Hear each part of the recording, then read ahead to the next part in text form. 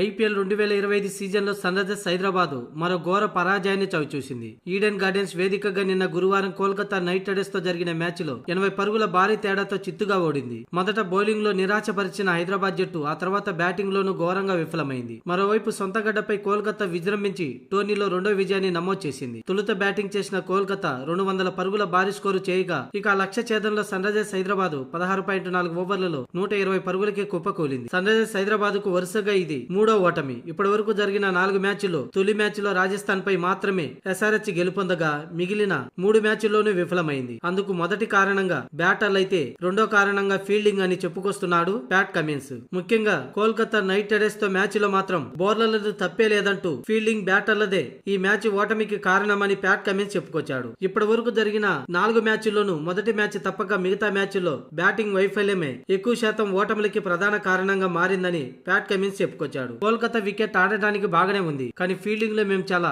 అవకాశాలను కోల్పోయాం అని ప్యాట్ కమిన్స్ చెప్పుకొచ్చాడు. ఇక ఆడన్ జంపాను ఆడించకపోవడంపై కమిన్స్ స్పందించాడు. బంతి పిచ్చిపై తిరగకపోవడంతోనే జంపాకు అవకాశం ఇవ్వలేదని వెల్లడించాడు. ఇక ఈ ఓటమి నుంచి మేము పాఠాలు నేర్చుకుంటాం, కానీ ఎక్కువగా ఆలోచించాం. తదుపరి మ్యాచ్లు మాకు బాగా తెలిసిన మైదానాల్లో ఆడుతున్నాం కాబట్టి ముందు మంచి విజయాలు నమోదు చేస్తామంటూ కమిన్స్ చెప్పుకొచ్చాడు. మొత్తానికి ఈ మ్యాచ్ లో మాత్రం పవర్ ప్లే లో బ్యాటింగ్ వైఫల్యం సన్ రైజర్స్ హైదరాబాద్ ను భారీ దెబ్బ కొట్టింది. ఆరంభం నుంచే భారీ షాట్లకు ప్రయత్నిస్తూ వికెట్లను కోల్పోయారు. ప్రతి పిచ్చిపై ఒకే మాదిరి బ్యాటింగ్ చేస్తానంటే ఇలాంటి ఫలితాలే ఎదురవుతాయి. ఇప్పటికైనా సన్ రైజర్స్ వ్యూహాలు మార్చుకుంటేనే తర్వాత మ్యాచ్లో విజయాలు దక్కుతాయి.